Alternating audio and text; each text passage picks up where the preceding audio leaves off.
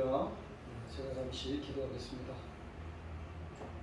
감사하신 우리 하나님 아버지, 오늘 이 수요 예배에 우리 주님 함께 하셔서 이 말씀을 전하는 자나 듣는 모든 분들이나 크게 은혜 받아서 이 마지막 때에 승리하는 하나님의 큰 일꾼들 다 될 수 있도록 축복하여 주시옵소서. 말씀 가운데 하나님께서 역사하여 주시길 바라며 예수님 이름으로 감사드리며 기도드리옵나이다. 아멘. 오늘 우리가 은혜 받으실 하나님의 말씀은 신약성경 사도행전 24장 1절에서 16절까지의 말씀입니다. 제가 말씀을 읽겠습니다. 닷새 후에 대제사장 아나니아가 어떤 장로들과 한 변호사 더들로와 함께 내려와서 총독 앞에서 바울을 고발하니라. 바울을 부르매 더들로가 고발하여 이르되 벨릭스가 하여 우리가 당신을 힘입어 태평을 누리고 또 이 민족이 당신의 선견으로 말미암아 여러 가지로 개선된 것을 우리가 어느 모양으로나 어느 곳에서나 크게 감사하나이다. 당신을 더 괴롭게 아니하려 하여 우리가 대강 여짜옵나니 관영하여 들으시기를 원하나이다.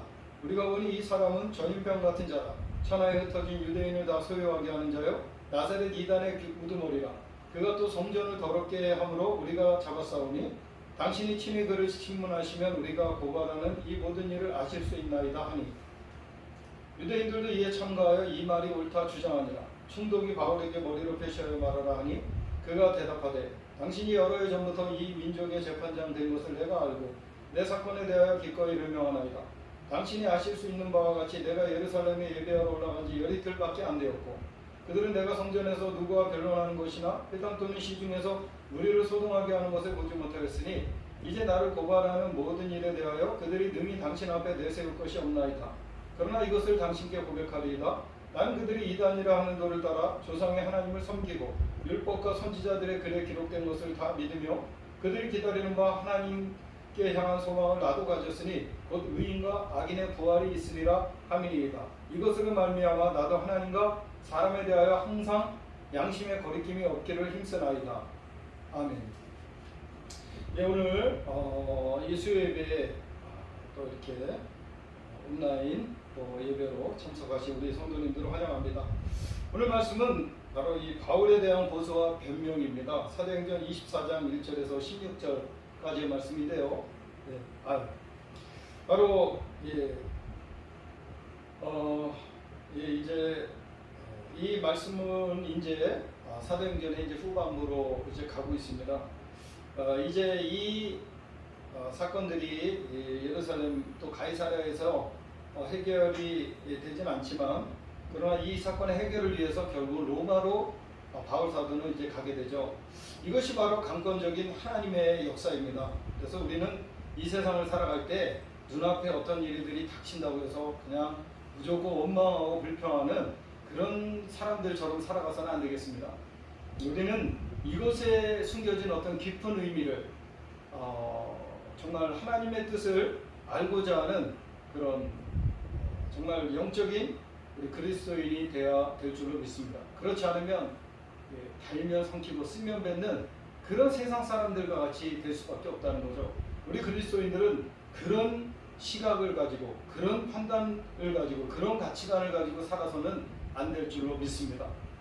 오늘 바울 사도는 바로 이런 상황 속에서 원망하고 불평하고 짜증내고 이러기보다는 더욱더 하나님의 뜻을 알고자 깊이 기도한 줄로 믿습니다. 기도하는 중에 그는 자신이 이제 로마로 가는 과정 중에 있다는 것을 깨달았을 것입니다. 물론 우리 주님께서도 말씀해 주신 것이 있죠. 기도 중에 응답하신 것이라고 볼 수 있는데 내가 예루살렘에서 나를 증거한 것 같이 로마에서도 증거해야 하리라. 이 말씀을 주셨기 때문에 바울 사도는 흔들리지 않을 수 있었습니다. 오늘날 우리 신앙인들이 흔들리는 이유가 무엇입니까? 하나님의 말씀을 모르기 때문이죠. 그 말씀 속에 담겨진 하나님의 이 마지막 때의 뜻을 모르기 때문이죠. 모르니까 해서는 안 될 소리, 해서는 안 될 행동들을 한다는 것입니다. 무지한 자들이 용감하다는 말이 있죠. 우리는 하나님의 말씀을 알고자 하고 또 하나님의 뜻을 알고자 하는 성령의 사람들이 되어야 될 줄로 믿습니다. 그렇지 않으면 제 마음대로 말하고 행동해 버립니다. 그것이 하나님을 거스린다면 여러분 어떻게 하시겠습니까? 그렇기 때문에 오늘날 참으로 하나님을 두려워할 줄 알고 하나님을 참으로 사랑하는 하나님을 경외하는 신앙인들이라면 자신의 말과 행동에 대해서 깊이 생각하며 우리가 하나님의 심판을 받을 것까지 생각하며 우리는 살아가야 될 줄로 믿습니다. 오늘 말씀해 보게 되면 총독 벨릭스가 나옵니다. 장로들을 데리고 왔다고 했습니다. 그것도 뭐 벨릭스하고 친한 자들만 데리고 왔겠죠. 아니죠. 아나니아가 그렇죠. 아나니아가 자기하고 친한 그런 유대인들을 데리고 왔다는 얘기예요. 그리고 아주 실력파 검사인 더둘로를 데리고 왔습니다. 그래서 이제 바울을 한마디로 말해서 죽이려고 했던 것이죠. 법정에서 사형 선고를 받게 하려고 왔던 거예요. 그러나 참 우리는 이 말씀을 보게 되면 여기 나오는 이 아나니아라는 자가 얼마나 가볍고 또 정말 이 인격적으로 형편없는 자인가를 알 수가 있습니다. 이 아나니아라는 자는 자신이 이 대제사장에 오르기 위해서 많은 그 뇌물을 썼다고 하죠. 정치적인 수단을 발휘해서 대제사장이 됐습니다. 그래가지고 그에게 필요한 로마 관리들에겐 수많은 정말 이 유대인의 세금을 가지고 가서 아낌없이 바쳤다고 했습니다. 한마디로 해서 동족의 피를 빨아먹는 그런 거머리 같은 인간이죠. 그리고 또한 오늘 이 아나니아가 구태여 이 먼 거리를 찾아와서 자신의 한패거리들인 이 유대인 장로들을 끌고 온 이유는 바로 바울 사도에 대한 앙심 때문이었습니다. 바울 사도가 사내들인 공의에서 말했죠. 하나님이 내 입을 치시리로다. 그 말에 대한 감정을 품고 있었다는 거예요. 그래서 보복하기 위해서 찾아왔다는 것입니다. 여러분, 우리가 보복하려는 그런 태도로 살아가서는 안 됩니다. 계속해서 남에 대해서 보복하려고 하고 그 말 한 가지를 가지고 계속 보복하려고 한다는 그런 생각으로 살면 안 됩니다. 물론 악한 자가 그러겠다면 마음에 좀 감정을 품을 수 있겠지만 여기 나오는 사람이 누굽니까? 바울 사도입니다. 바울 사도에 대해서, 의인에 대해서, 하나님의 큰 종에 대해서 보복하려는 의도를 가지고 나왔다. 이건 한마디로 말해서 인격적으로 이건 합당하지 않은 존재에 불과한 거죠. 자, 그래서 그는 결국 종교적인 기득권을 가지고 자기 욕심을 채우려고 하는 그 시대의 종교인들 중에 악인이었다는 겁니다. 그것도 대제사장이라는 자가 말이죠. 그래서 그는 이제 사실상 그런 인간적인 감정과 분노를 가지고 바울 사도를 향해서 대적하고 법정에서 그를 불리한 상황으로 몰아 사형 선고까지 받도록 목적하고 온 자라는 거죠. 여러분, 우리는 이런 자가 종교 지도자의 우두머리가 되었다는 데 대해서 정말 안타깝고 또 심히 비극적인 그런 시대라는 것을 알 수가 있습니다. 오늘날 이런 시대가 되어가고 있다면 여러분, 우리는 분별하고 판단해서 정신을 바짝 차리고 바른 길을 가는 그런 성도들이 되어야 될 줄로 믿습니다. 그렇지 않으면 여러분이 의지하는 그 사람이, 그 지도자가 타락하고 변질된 자라면 어떻게 하겠습니까? 그걸 누가 책임져 주겠냐고요? 하나님도 책임져 주시지 않습니다. 왜? 거기에는 네가 책임져야 된다 라는 그런 자유의지에 대한 하나님의 그런 가르침이 있지 않습니까? 인간에게 왜 자유의지를 주셨습니까? 그것은 네가 옳고 그른 것을 철저하게 따지고 또 판단해서 내 살 길을 네가 찾고 옳은 길을 네가 선택해라. 내가 너에게 자유의지를 주었으니 너는 판단권이 있다. 그렇기 때문에 누구에게 탓하지 마라. 누구를 원망 불평하지도 말고 내가 선택한 것이니 내가 책임져라. 바로 여기 이런 하나님의 뜻이 모든 인간들에게 있다는 사실이에요. 그렇다면 우리는 사람을 의지해서는 안 되겠습니다. 전지전능하신 하나님만 의지하는 지혜로운 그 믿음의 사람들이 되어야 될 줄로 믿습니다. 그렇지 않으면 내가 택한 지도자가 타락하고 변질된 종교적인 욕심이 가득하고 명예와 권세를 좋아하고 돈을 좋아하는 심지어 성적으로까지 타락한 지도자라면 어떻게 하겠냐 말이에요. 그러면 같이 죽는 거예요. 장님을 인도한다는 게 말이 됩니까? 우리는 바로 이런 것들을 깊이 생각하고 살아가야 되는 마지막 시대인 줄로 믿으시기 바랍니다. 그리고 여러분, 여기 보게 되면 변사 더둘로가 나옵니다. 이 더둘로라는 자는 오늘날로 말하자면 검사예요. 그런데 이 검사 더둘로라는 자는 결국은 무엇입니까? 얘는 돈을 위해서 살아가는 법정이라는 얘기예요. 돈을 위해서라면 뭐든지 다 합니다. 심지어 이는 자기 나라의 원수 같은 로마의 총독에게 아부와 아첨을 참 늘어지게 잘합니다. 참 듣기도 참 역겨워요. 어느 정도로 아부를 하느냐? 참 이 지금 예루살렘에서 또 이스라엘에서 일어나는 모든 일들이 다 잘 된 이유가 누구 때문이에요? 벨릭스라는 총독 때문이라고 말하고 있습니다. 태평을 누린다는 둥 당신의 선견을 말미암아 엄청나게 발전했다는 얘기를 하고 크게 감사하다는 둥 이러면서 온통 칭찬을 일색으로 입에 침도 안 바르고 칭찬을 해대고 있습니다. 여러분 이거는 하나님이 하실 일이에요. 또 하나님이 하시는 일들이에요. 하나님께 영광을 돌려야 될 일입니다. 그렇다고 벨릭스로 인해서 진짜 예루살렘이나 이스라엘이 발전됐겠습니까? 이 벨릭스는 3번이나 결혼한 인물이라고 하죠. 사람이 살다 보면 3번 결혼한 분도 있을 수 있습니다만은 이 벨릭스는 결혼 하나하나가 벌써 범죄예요. 자기의 정치적인 욕심을 채우기 위해서 심지어 마술사까지 동원해서 상대편 여자를 가만히 있어도 속여가지고 자기의 아내를 삼았다는 거죠. 그러니 이런 자가 하는 일에 무슨 하나님의 축복이 오겠으며 무슨 발전이 있겠으며 무슨 은혜가 있겠냐 이 말이죠. 그나마 이걸 보고 칭찬 일색으로 입에 침을 바르는 이 간사한 검사 더들 그리고 또 더 괴롭게 하지 싶지 않다. 당신은 쉽게 얘기하면 빨리 바울을 처형해달라 이런 의도예요. 그러니 얼마나 간교한 자기 목적을 이루기 위해서 사람의 귀를 즐겁게 하며 사탕 발린 소리를 하냐 이 말이죠. 그러면서 하는 말이 종교적인 이유를 대죠. 전염병 같은 자, 연병이라고 했어요. 옛날 우리 개혁한 거는 참 좋은 표현인 것 같아요. 이 연병을 퍼뜨려서 천하에 흩어진 유대인을 다 소동시켜서 예수님을 믿게 하는 자라는 거죠. 나사렛 이단, 그들이 이단이라고 말하는 바로 그 이단의 우두머리 지도자라 이거죠. 그리고 또 뭐라고 얘기합니까? 자기들의 종교적인 성전을 더럽게 했다고 하며 그래서 잡았다는 거죠. 자기들이 그럴 이유가 있다 이 말이죠. 성전을 더럽게 하면 유대인들에게는 있을 수 없는 그런 율법의 참으로 심판을 받을 내용 아닙니까? 그렇지만 그가 마지막으로 하는 말은 또 무엇이에요? 우리가 이 고발하는 말도 글을 신문해 보시면 다 알 수 있다고 얘기하고 있습니다. 그러니까 지극히 자기 중심적이고 이기적인 자기의 목적을 이루기 위한 그런 언변을 지금 구사하고 있다는 거죠. 여러분 우리는 이런 자가 돼서는 안 될 줄로 믿습니다.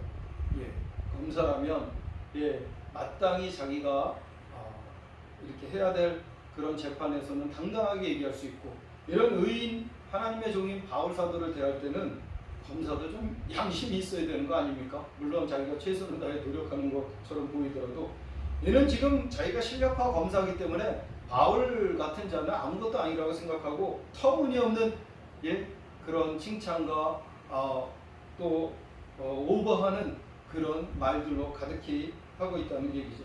그런데 듣는 자들도 아마 생각할 때 이건 좀 지나치다 하는 생각이 들 정도예요. 여러분 그리고 나서 이 벨릭스가 하는 말이 어떻습니까? 머리로 지시를 합니다. 한마디로 말해서 인간의 아첨하는 그런 말들에 길들여진 인간이라는 거죠. 어떻게 자기가 얼마나 대단한 존재면 머리로 하나님의 종인 바울 사도에게 너 말해 이것도 아니죠. 완전히 무슨 강아지 취급하는 거죠. 강아지들은 머리로만 수척해도 듣지 않습니까? 이렇게 교만한 자가 바로 벨릭스라는 총독이라는 자예요. 이런 자가 유대의 예루살렘의 총독이요 이스라엘의 사실상 정치 지도자라는 사실이에요. 참으로 안타까운 그런 지금 이 상황에 놓여 있는 바울 사도입니다. 자, 우리 바울 사도는 그럼 어떤 모습으로 나타나고 있습니까? 바울 사도는 참으로 이런 자리에서 자신을 변호하는 것이 참으로 곤란한 상황에 놓여져 있습니다. 여러분 우리가 만약에 내가 바울 사도와 같은 상황에 처한다면 우리 성도는 과연 어떻게 살아야 할까? 우리는 바로 이것을 깊이 생각해야 되는 줄로 믿습니다. 내가 과연 이런 상황에 처한다면 나는 어떻게 과연 처신을 할 것인가? 이것이 바로 우리 성도들에게 있어서 가장 중대한 바로 의미를 담고 있고 이 말씀에 목적하고 있는 말이라고 생각합니다. 여러분, 바울 사도는 정직하게 있는 그대로 자신을 변호하는 거예요. 왜냐? 그가 정직하게 살려고 힘썼기 때문이죠. 최선을 다했다고 볼 수가 있습니다. 그는 자신을 변호합니다. 시간적으로는 12일일까요? 12일밖에 안 됐다는 거죠. 그 속에서 그는 바쁘게 돌아가는 생활 속에 있었습니다. 성전에서의 그 결례를 취한 것도 하루였어요. 그 이후에는 뭐 성전에 왔다 갔다 하지도 않았습니다. 장로들과 만나서 야고보 사도와 또 예루살렘의 12사도를 중심한 장로들과 만나서 여러 가지 의논을 하고 보고를 하고 선교대회를 하고 그리고 또 그들의 권면을 따라서 결례의 의식을 치르고 이러는 이 12일 기간의 정신없이 바쁘게 흘러갔습니다. 또한 성전에서는 그가 유대인과 함께 있었지 이방인을 데리고 간 적도 없어요. 그런데 이들은 증거도 없고 사실도 아닌 것을 지금 무고하게 뒤집어 씌우고 있다는 것입니다. 이걸 정확하게 파헤쳤다면 이들은 무고죄로 모두 처벌을 당해야 돼요. 그러면서 그 바울 사도는 결국 자신이 하는 말이 그런데 말을 하면서 자신의 신앙을 고백합니다. 곧 전도를 하고 있는 거예요. 자신의 종교가 무엇인지 내 신앙이 무엇인지 고백하고 있다는 거예요. 우리는 이런 위기 상황 속에서도 과연 전도할 수 있는 만한 믿음이 될까? 원망이나 불평이나 하고 억울하다고 하고 이런 인간들이 지금 가득해가는 시대 아닙니까? 교회를 다녀도 그런 사람들이 많다면 이건 성도라고 말할 수 없는 거예요. 정말 회개하고 돌이켜서 내가 어떤 상황 속에서도 하나님께 감사하고 우리 예수님의 이름을 증거할 수 있는 전도자가 되게 해달라고 우리는 회개하며 다시 한번 하나님 앞에 무릎 꿇어야 될 줄로 믿습니다. 그러면서 바울 사도는 얘기하죠. 자신은 이들이 이단이라고 하는 도를 따라 조상의 하나님을 섬긴다. 이들이 자신을 이단이라고 말하지만 사실은 이단이 아니라는 거죠. 이들이 자신을 이단이라고 매도하고 있다는 거죠. 그리고 자신이 섬기는 하나님은 어떤 분이시냐? 율법과 선지자들의 글에 기록된 그 하나님을 자기는 믿는다는 거예요. 그 말씀을 다 믿는다는 거예요. 그러니 뭐가 잘못됐습니까? 그리고 중요한 바로 말씀의 핵심 하나님께 대한 소망인데 그것은 뭐냐? 부활에 대한 소망이라는 거죠. 부활하실 주님에 대한 소망이고 또 부활하신 주님이 오셔서 이루실 의인과 악인의 부활에 대한 그런 소망을 자기는 갖고 있다는 거예요. 이것이 마지막 때에 우리의 소망 아니겠습니까? 의인과 악인의 심판이 있으며 또 부활이 있다는 사실. 이것을 자신을 믿고 있다는 것을 고백합니다. 그렇기 때문에 자신은 의인과 악인의 심판이 있고 부활이 있기 때문에 항상 하나님과 사람에 대해 양심에 거리낌 없게 살고자 힘쓰고 쉽게 얘기하면 최선을 다한다. 자기는 이런 사람이다 라고 고백하고 있다는 것입니다. 여러분, 이렇게 바울 사도가 자신을 변호할 때 듣는 총독 벨릭스나 거기에 있는 유대인들 중에 그래도 들을 만한 귀가 있는 사람들이라면 그 말에 대해서 어떻게 반대로 변론할 수가 있겠습니까? 한마디로 말해서 전도를 당하고 마는 그런 상황이 되고 마는 거예요. 여러분, 오늘 이 말씀에 나오는 아나니아나 그 유대인 장로들이나 더둘러라는 검사란 자, 또 이런 자들 그 모습들 속에서 또 의연하게 자신을 증언하는 있는 사실 그대로 자기가 살아온 사실 그대로 자신을 변호하고 또 증거하며 하나님을 참으로 증거하는 바울 사도의 그 인격과 신앙을 우리가 본받아야 될 줄로 믿습니다. 우리가 참 이렇게 살지 못하잖아요. 그렇기 때문에 우리는 회개할 수밖에 없는 죄인들 아닙니까? 그래서 우리는 용서받은 죄인이라고 하죠. 또 겸손한 죄인이 될 수밖에 없지 않습니까? 그래서 우리가 이렇게 살지 못하는 모습을 회개하고 내 자신이 정말 아나니아나 누굽니까? 더둘러나 이 유대인의 종교 지도자들처럼 살고 있지 않는가? 우리는 이것을 따져봐야 되고 내가 바울 사도와 같은 그런 신앙의 사람들을 정죄하고 이단이라고 또는 비난하며 비판하며 살아가고 있지 않는가? 우리는 이런 것을 돌아봐야 된다는 말씀이죠. 또 바울 사도와 같은 삶을 살고자 하는 성도라며 부족한 모습들을 하나님 앞에 있는 모습 그대로 내어드리며 또 자신의 죄악된 모습들을 자백하며 다시야 내가 이렇게 살지 않겠다고 하나님 앞에 결단하며 또 고백하며 또 하나님의 도우심을 구하는 그런 믿음의 사람들, 마지막 때의 전도자들로 다시 한번 우리가 일어나고자 기도하며 우리가 하나님의 도우심을 구해야 될 줄로 믿습니다. 그래서 이 악인들의 둘러싸인 속에서도 의연하게 우리 하나님의 사람다운 모습을 보이는 이 바울 사도의 전도자로서의 이 모습을 우리는 본받아야 될 줄로 믿습니다. 이것이 바로 마지막 때의 남은 자들, 살아남은 자들이 될 성도의 신앙인 줄로 믿습니다. 우리 모두가 이런 바울 사도의 신앙을 본받아서 세상이 점점 어두워져 가고 또 많은 사람들이 타락하고 변질된다 할지라도 우리는 이런 순교자의 신앙을 본받고 또 하나님의 참된 종의 신앙을 본받아서 바울 사도의 신앙을 본받아서 이 마지막 때를 승리하시는 우리 모든 성도님들이 다 되시길 우리 구주 십자가와 부활로서 승리하신 예수 그리스도의 이름으로 간절히 축원드립니다. 기도하겠습니다. 감사하신 우리 하나님 아버지, 오늘도 말씀을 따라서 우리가 바울 사도의 이 의연한 바로 신앙인의 모습, 전도자의 모습, 하나님의 일꾼의 모습을 우리가 배웠습니다.